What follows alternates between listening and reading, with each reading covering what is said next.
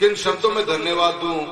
मैं पूरी लोकसभा क्षेत्र के हर तहसील में जाकर कांग्रेस परिवार के लोगों से मुलाकात कर रहा हूं।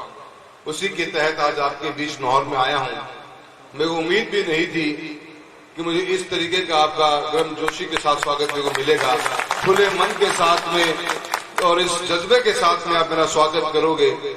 एक बात तो ऐसी एहसास होती है कि मेरे पिता की राजनीति जो इतने लंबे समय चली और 10 साल के कार्यकाल के अंदर जो मैंने कार्य किया है, एक बात तो तय है, इन बातों से दिखता है कि मैंने कभी किसी का दिल नहीं दुखाया। तभी आप लोगों ने आज इतना आशीर्वाद खुले मन से दिया है। दिल साहब, पार्टी कौन काटे, एक आदमी कटवा दियो।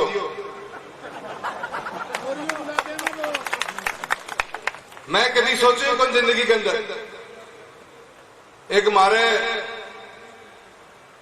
राजनीति की शुरुआत सभी मेरा परिवार का सदस्य हो, मैंने स्वीकार करी तो एक 2-5 मिनट की बात कर लूंगा। मेरे दादा ने 1977 में राजनीति शुरू करी थी, एक निर्दलीय उम्मीदवार के रूप में। मारो निशान भी शेर को है करतो और दादो भी उसे घाट कौन था। वह राजनीति शुरू करी 1977 में। पहलो चुनाव लड़े, 800 वोटों मार गया। फिर दूसरा चुनाव लड़े, जीत गया। दूसरे चुनाव के अंदर ही पिता ने भी चुनाव लड़ा दिया तारनगर की, तू भी उड़े लड़ मैं लड़ूंगा। दोनों चुनाव लड़े। पहले जमाने में तो चुनाव लड़ने की बड़ी बात मानता, तो बात अच्छी छोटी होने लगी। जरा चुनाव क्यों लड़े है, यो दिक्कत आती उल्टी हो रही है। पहले तो ठीक हो कर तो ये सोचे लड़ा क्यों है यो कौन लड़ा है, ये लड़ावे है, ये जनता को प्यार लड़ावा है। और फिर ये राजगढ़ विधानसभा क्षेत्र जो हमारा है, सादुलपुर विधानसभा, इसके अंदर पिताश्री का और दादा ने मिलकर विधायक की राजनीति करी। लड़ते गए और हारता गया, लड़ते गए और हारता गया। ये भी कोई चुनाव जीते हैं, मैं कोई 11 चुनाव लड़ लिया एमएलए का, जीते मैं 3 या 8 हारे ही आया। पर मैं मारो साथ कदे कौन छोड़े लोगों को, क्योंकि मैं जीतने के लिए और हारने के चुनाव कौन लड़ता, मैं लोगों के लिए चुनाव लड़ता। एक वक्त सोच, जब एक व्यक्ति से हमने 3 बार, हमारे इंद्र सिंह जी पुनिया साहब 3 बार में लगातार चुनाव हमारे 15 साल से आदत पड़ गई। कार्यकर्ता मायूस होने लग गया, पर जीतोगा भी कौन जीतोगा। पर मारे कोई ऐतराज को नहीं हो, मैं झड़कायो पिछड़ फिर 4 पड़ता गाँव में ब्याह शादी चांद मकान। तो वह जनता के बीच में रहने को जो तरीको लोगों को एक आध विश्वास हो, हमारा लोग जिनके लिए मैं लड़ता झगड़ता खड़े रहता हमेशा। मास्टर दीपचंद जी उनके लिए लड़ता था तो खड़ा रहता था हमेशा। वो प्यार तो वो प्यार और ताकत थी, उस ताकत के बदौलत भैरव सिंह शेखावत जी ने 1991 में एक सरपंच को टिकट दी और भारतीय जनता पार्टी ज्वाइन कराई। उसका नाम राम सिंह कसवां जी था। 1991 में सफर जब शुरू हुआ, से पहले भारतीय जनता पार्टी को खातों को खुली नजर चोरू के अंदर 168 वोटों से शुरुआत की थी राजनीति की। बहुत लंबा क्षेत्र था। पहले हमारे पास में लाडनू और डूंगरगढ़ हुआ करते थे। हम चलते गए, काम किया, मेहनत करी। उस टाइम तो डीआई जीप होया करती, धीरे धीरे चलती, सिग्नल रोड होया करती। कल पहुंचता तो रात 9 हो जाता। आज तो जमाना बदल गया, मोबाइल चल रहा है। मैं पहुंचा को नहीं, मोबाइल पहले ही पहुंच जाए, सारी खबर ना। राजनीति के अंदर भाईचारे को बनाते हुए किसी से द्वेषता कभी रखी नहीं, शुद्ध साफ सुथरी राजनीति करने का काम पिताश्री ने किया। और भैरव सिंह शेखावत जी ने उनको राजनीति के अंदर बीजेपी के अंदर शामिल करवाया और बीजेपी से शुरुआत करी गई। कुछ वक्त चला, लगातार चुनाव जीतते गए। 2014 के अंदर से हमारे लोकसभा क्षेत्र में एक नेताजी हैं, जिनको मैं नेता बोलता हूं। नेता न मारने की उनकी आदत पड़ी है। नेता हैं वो। काफी नेताओं का जीवन बर्बाद कर दिया उन्होंने। और उनकी एक नजर पड़ी कि 2014 पीछे पड़ गए टिकट न दो। राम सिंह जी की टिकट कटवाने के पीछे उन्होंने बहुत बड़ा एक चाल चली। पर पार्टी में कुछ वरिष्ठ लोग बैठे हुए थे और उनके बदौलत पार्टी ने पिताश्री की टिकट तो काटी, पर एक बेटे के रूप में मुझे टिकट देने का काम किया और हमने हमारा सफर शुरू किया। विकास के पथ पर चलकर एक नए आयाम खड़े करे विकास विकास के हमने, नए राष्ट्रीय राजमार्ग बनाने का काम किया, नई रेलें चलाने का काम किया। किसान बीमा के अंदर जब ये योजना चालू हुई 2016 में, इसको आगे होकर आगे लड़ाई लड़ी इसकी, और आप बताते हैं खुशी की 7400 करोड़ रुपए से ऊपर का क्लेम किसान के खाते में सीधे जेब के अंदर आया है। अनेकों राष्ट्रीय राजमार्ग, अनेकों हाईवे चल रहे, 3200 करोड़ रुपए से ऊपर का रेलवे का काम चल रहा है। जब मैं संसद में गया था तो हनुमानगढ़ सादुलपुर ट्रैक का मीटर गेज ही थी, ब्रॉडगेज कन्वर्जन को नहीं हुए थे। 3 ब्रॉडगेज कन्वर्जन का काम किया, नई ट्रेनें चली, विद्युतीकरण करवाया गया, 29 नई ट्रेनें चलाई लोकसभा क्षेत्र के अंदर, हर क्षेत्र को जोड़ने का काम करती है। और आज हिंदुस्तान के किसी बड़े शहर में चले जाओ तो चूरू के किसी न किसी स्टेशन से आप कहीं पे भी पहुंचने का काम कर सकते हो। वो काम मेरा था, वो जिम्मेदारी मेरी थी सांसद के रूप के अंदर। और आज हम इस लेवल पे आ गए हैं कि पटरी 1 के बजाय हम 2 करने का काम शुरू कर चुके हैं। रतनगढ़ से चूरू, चूरू से सादुलपुर 1000 करोड़ की लागत से रेलवे के डबलिंग का काम भी कर रहे हैं। बढ़िया, हमने वर्ल्ड क्लास सिंथेटिक ट्रैक बना के चूरू में खेलों को आगे बढ़ाया। अब कई लोग तो कहते हैं ये तो सरकार ही बनवा लियो, सरकार होती तो एक ही क्यों बने हो, 10 साल में 25 का 25 बनवा लेता। ट्रैक तो एक ही है और पूरे राजस्थान में ही एक है। हिंदुस्तान के अंदर मात्र 5 ट्रैक है जो ओलंपिक्स एसोसिएशन के द्वारा सर्टिफाइड है, जो ओलंपिक लेवल का कोई इंटरनेशनल ट्रैक बनवाने का काम किया।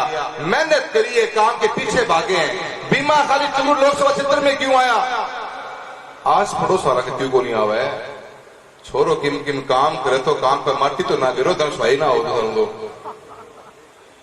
हम काम करते चले गए, ईमानदारी से काम करा हमने, लोगों के बीच में रहे। पिताश्री अलग, मैं अलग, हमारी माता जी भी विधायक रह चुकी हैं। तीनों जनों ने कभी नौहर के अंदर तो मैं कभी 1 या 2 बार चुनाव में पढ़ता करता था, मेरी माता जी आया करती थी आप लोगों के बीच के अंदर। हमने परिवार के रूप में इतने बड़े हमारा इस लोकसभा परिवार चूरू को सींचने का काम किया, घर घर तक पहुंचने का काम किया, मेहनत करते रहे। पर वो एक नेता मार नेता, उनकी ये सोच थी कि आगे न बढ़ जाए। ये सामंतवादी सोच रही है हमेशा उन लोगों की कि कोई आगे बढ़ रहा है उसको नीचे दबा दिया जाए। कौन बनेगा, कौन विधायक का चुनाव लड़ेगा, कौन सांसद का चुनाव लड़ेगा, कौन बीडीसी का चुनाव लड़ेगा, वो एक व्यक्ति, वो एक नेता फैसला करना चाहते हैं। ये चलेगा नहीं। प्रजातंत्र के अंदर उसकी खूबसूरती ये है कि फैसला जनता करती है, कोई एक व्यक्ति नहीं कर सकता। हम जनता की आवाज है, जनता का ये तंत्र है पूरा। लोकतंत्र किस बात को बोलते हैं हम, कि लोग अपना फैसला करें कि मेरा नेतृत्व कौन करेगा। कोई एक व्यक्ति करने लग जाएगा तो प्रजातंत्र की खूबसूरती मिल जाएगी। सोन जी, 2 तारीख में जब मैं ये खबर पढ़ी थी, मैंने पता भी कौन तो 1 तारीख में तो मैं चूरू के अंदर मेरी मीटिंग ले तो कलेक्टर के साथ में 1:05 मीटिंग चाली मेरी। 2 तारीख के रात के बाद में मैं भी सोच तो रहे हो कि गलती कड़ा होगी अपनों। क्या अपन ने विकास के काम नहीं करवाए, क्या अपन जनता के बीच में नहीं रहे, क्या अपन ने जनता के मुद्दों को नहीं उठाया। 96% मेरी अटेंडेंस है लोकसभा के अंदर, हर मुद्दे को मैंने छूने की कोशिश करी। एक पैर नौहर में रहा तो एक पैर एग्रीकल्चर मंत्रालय के अंदर रहा, एक पैर भादरा में रहा तो एक पैर पार्लियामेंट में रहा। दौड़ते रहे, भागते रहे। पार्टी ने जो जिम्मेदारी थी उस काम को ढंग से निभाया। नमो ऐप की बात करो, किसी की बात करो, हर चीज में अपना नंबर अव्वल रहा। तो कसूर क्या था मेरा, ये बात मैं अपने आप से 50 बार पूछता गया। लोगों के मेरे बहुत फोन आए जो जिन्होंने मेरे सफर में साथ दिया था, उनकी आंखें नम थी और वो विश्वास था कि हम अपने साथ खड़े हैं, हम आपका साथ कभी छोड़ेंगे नहीं। ये अन्याय है, ये घोर अन्याय है। और चुनाव लड़ना ही कोई मकसद नहीं था। 47 साल हमने चुनाव लड़ा है विधायक का। पार्टी ने एक बार ही कही थी बात कि इस बात का विधायक का चुनाव राहुल कुशवाहा जी आपके परिवार से कोई नहीं लड़ेगा, कोई और लड़ेगा। एक ही बार कहा था आपने, न कहीं खबर पड़ी होगी न कहीं टीवी में आया होगा कि सांसद राहुल कुशवाहा अपनी माता जी की टिकट के लिए आज दिल्ली में इससे मिले या जयपुर में उससे मिले, कहीं नहीं मिले। एक बार कहा टिकट छोड़ दी, दिलाई उनको जिनके सामने हमने सालों साल तक चुनाव लड़े, रिजल्ट कुछ भी रहा हो पर हमने पूरी मेहनत करके उन्हें साथ दिया। टिकट मुद्दा नहीं, मुद्दा अपना स्वाभिमान था। मेरे लोगों का प्यार था, आप लोगों का आशीर्वाद था। और 2 तारीख के बाद में मैंने भाई कई बार घंटियां करी कि आखिर मेरा गुनाह तो बता दो। गुनाह बताने वाला कोई मिला नहीं। मेरे जुर्म की सजा जो दी उन लोगों ने जो दी जिनके खुद वो अपने आप को किस मुंह से कह सकते हैं, उन्होंने उनका जीवन कैसा रहा है आप लोग तो कम जानते हैं कि चूरू वाला ज्यादा बुखेड़ा में जाना है। मैं 8 तारीख को आया मेरे गृह तहसील राजगढ़ के अंदर, और जिस तरीके की अपार भीड़ और मेरे कार्यकर्तागण पूरे लोकसभा क्षेत्र से आए थे, मुझे लगा कि ये लड़ाई सिर्फ मेरी नहीं बची है, मुझे आवाज उठानी पड़ेगी, मुझे उन लोगों का मान सम्मान रखना पड़ेगा। और ये 2024 का चुनाव इस चूरू लोकसभा क्षेत्र के आम जन का, 36 कौम का आत्मविश्वास का के साथ कहता हूं कि ये आपका चुनाव है मित्रों, ये चुनाव आपका है। राहुल कस्बा आप कुछ है ही नहीं, जो कुछ है ये आपका है। आत्मसंदेह का, स्वाभिमान का चुनाव है। जनता को लड़ना पड़ेगा और फैसला करना पड़ेगा कि क्या हमने आजादी इस बात के लिए पाई थी कि आपकी आवाज को दबा दिया जाएगा। बहुत मेहनत करी हमने, आप लोगों के बीच में रह के काम किया। आपको चुनने का हक होना चाहिए, किसी एक व्यक्ति को चुनने का हक नहीं होना चाहिए। मैं इन्हीं मुद्दों के लेके चला हूं। ये चुनाव आप लोगों पर समर्पित है। कांग्रेस पार्टी का धन्यवाद देता हूं बहुत बहुत। उन्होंने जनता की भावना के अनुसार मुझे स्वीकारा है, मुझे पार्टी में शामिल किया और एक नई जिम्मेदारी दी है, एक सांसद के रूप में आपका प्रत्याशी बनाया है। मैं पूरी टीम का, मेरे सभी विधायक, प्रधान, सभी चेयरमैन जो पूरे पार्टी के वरिष्ठ नेतागण बैठे हैं, सबका धन्यवाद देता हूं। पहली दफा मुझे महसूस ही नहीं होता कि मैं कहीं बाहर हूं। मुझे लगा कि जिस तरीके की राजनीति अपन ने करी उससे अपन ने किसी के बीच में कभी द्वेषता नहीं पाली, सबके साथ सम्मान आदर किया। विचारधारा से इंसान लड़ते हैं। मैं अमित भाई साहब आपका भी बहुत बहुत धन्यवाद देता हूं। हमेशा आपने हौसला अफजाई करी और साथ निभाने का वादा किया, और आपका साथ इन लोगों के साथ में आज मुझे नजर आता है। चुनाव बहुत लंबा है, समय भी बहुत कम है, क्षेत्रफल भी बहुत ज्यादा है। 27 तारीख को अपन नामांकन पत्र भर रहे हैं। मैं आप सभी से निवेदन करूंगा कि आइए, इस चुनाव के ऊपर ये तेरी मेरी की चुनाव नहीं होगा। इस चुनाव के ऊपर नजर पूरे राजस्थान की नहीं, पूरे हिंदुस्तान की नजर है। चूरू लोकसभा में इस बार होगा क्या, जागना पड़ेगा अपने को। ये अपने आने वाले बच्चों के भविष्य का चुनाव है। ये जीता जागता इंसानियत के स्वाभिमान का चुनाव है। और चुनाव में मैं आप लोगों का साथ मांगने के लिए आया हूं, और मुझे पूरी उम्मीद है कि आप साथ निभाओगे। मैं राहुल कस्बा नहीं हारेगा, इंसानियत हारेगी, स्वाभिमान टूट जाएगा।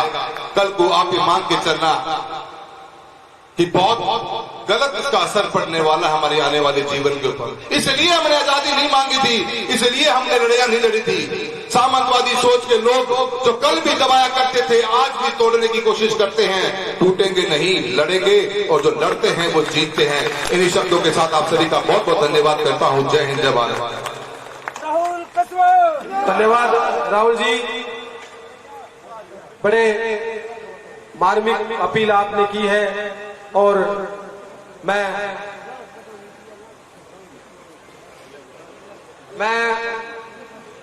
अब हम सबके नेता राजेंद्र चाचान साहब से निवेदन करूंगा कि वो आए हुए सभी लोगों को, सब लोगों की, बैठो बैठो नहीं, 1 मिनट, हेलो,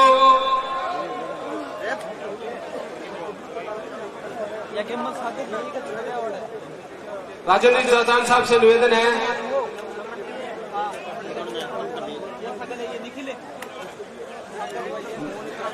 मैं राजेंद्र चाचान साहब की तरफ से और ब्लॉक कांग्रेस नौर, शहर और देहात सभी की तरफ से आपका इस कार्यकर्ता सम्मेलन में पहुंचने पर बहुत बहुत धन्यवाद और आभार व्यक्त करता हूं।